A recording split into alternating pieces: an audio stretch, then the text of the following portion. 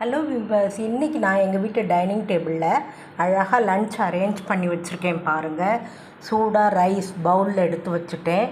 அடுத்து இன்றைக்கி எங்கள் வீட்டில் வெள்ளை பூசணிக்காய் மோர் குழம்பு, அடுத்து தக்காளி ரசம், எல்லா காய்கறிகளும் போட்டு மலபார் அவியல், பாசிப்பயிறு சுண்டல், நார்த்தங்காய் ஊறுகாய், கெட்டி தயிர், குடிக்கிறதுக்கு மோர், அப்பளப்பூ.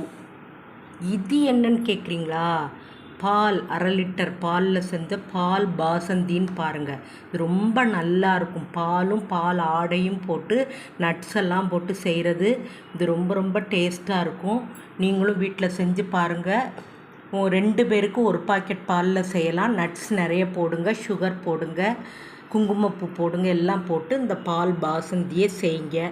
அடுத்து குட்டி குட்டி உளுந்த மாவு போண்டா. நம்ம இட்லிக்கு மாவு அரைக்கும் போதே கொஞ்சோண்டு உளுந்த மாவு எடுத்து குட்டி குட்டியாக போண்டா கிள்ளி போட்டு நம்ம சாப்பிடலாம். இதெல்லாம் இன்றைக்கி எங்கள் வீட்டு லன்ச்சு பாருங்கள்.